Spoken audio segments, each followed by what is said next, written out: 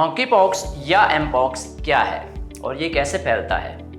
WHO ने monkey pox को emergency क्यों डिक्लेयर किया है? आइए जानते हैं डॉक्टर इजाज़ खान से।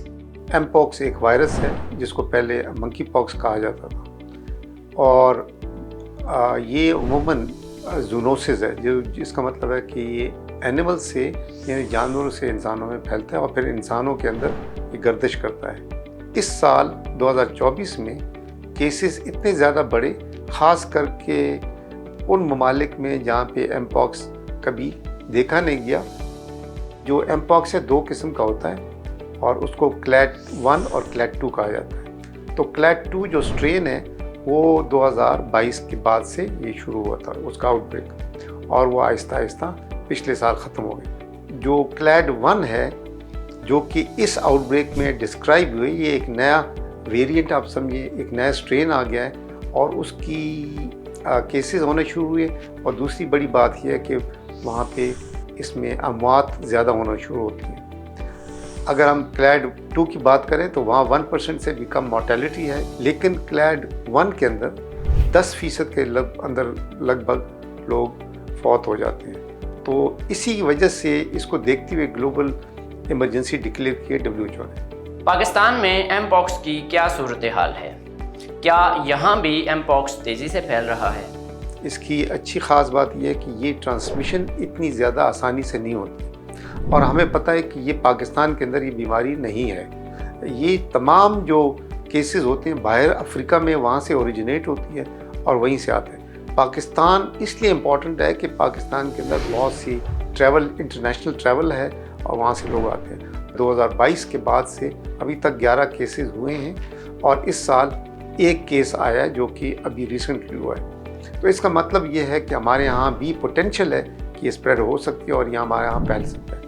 ये वायरस एक मरीज से सेहतमंद शख्स में कैसे मुंतकिल होता है? क्या कोई एहतियाती तदाबीर इख्तियार करके इस वायरस से बचा जा सकता है? किसी ऐसे मरीज़ को, किसी ऐसे जानवर को जिसके अंदर एम पॉक्स का वायरस हो, जिसको बीमार हो, उससे कांटेक्ट में हो और वो कांटेक्ट है आपका क्लोज कांटेक्ट, ये फैलता है आपकी आँखों, नाक, सांस, गले और स्किन के थ्रू ये फैल सकता है। जब आप एक्सपोज होते हैं उससे 1 या 2 हफ्ते बाद आप अलामात शुरू हो जाती हैं, जिसमें ज़्यादातर बुखार, जिस्म में दर्द, ज़ुकाम, खांसी वाले सिम्टम्स, फिर आपकी उल्टियाँ वगैरह, सर दर्द, और ख़ास बात यह है कि आपके लिम्फ नोड्स बड़े बड़े गुदूद बढ़ जाते हैं। स्किन पर एक रैश शुरू होता है, फिर उसके अंदर वो थोड़ा सा दाने बन जाते हैं, फिर उसके अंदर पानी आ जाता है, फिर पीप बन जाती है और फिर आहिस्ता आहिस्ता वो फट कर सूख जाते हैं और ये उम्मन 2 हफ्ते से 4 हफ्ते के अंदर ख़त्म होता है। इस दौरान अगर आप कोई और एक्सपोज हो जाए तो उसको अलामात आ सकती हैं। प्रिवेंशन कैसे किए जा सकते हैं कि ऐसे मरीज़ को सेपरेट रखा जाता है, उसको अस्पताल में भी रख सकते हैं, घर में भी रख सकते हैं अगर वो स्टेबल हो, और उसकी निगहदाश्त वाले को ख़ास कर एहतियात उनके पास जाने से पहले सफाई का ख्याल करना चाहिए ताकि उनके नज़दीक आते हुए मास्क पहने, मरीज़ को भी मास्क पहना है, उसके ज़ख़म की जब आप पट्टी वट्टी करें तो ग्लव्स वगैरह पहने और फिर आपने हाथ भी धोना है। इलाज की बात करें तो डॉक्टर साहब से पूछते हैं, क्या एम पॉक्स का कोई इलाज है? कोई दवाएं या वैक्सीन ऐसी है जो इससे बचाव में मददगार हो?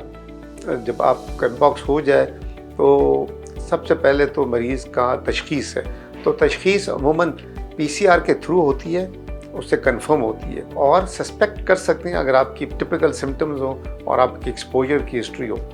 कुछ एंटीवायरल मेडिकेशंस हैं और तो उससे अफाका हो सकता है, लेकिन अमूमन आप बुखार को इलाज करते हैं, उसके फ्लूइड्स वगैरह देखते हैं, उनको रेस्ट चाहिए, उनके कोई ज़ख़म के अंदर पीप हो जाए, कोई और इन्फेक्शन हो जाए, उसका इलाज है।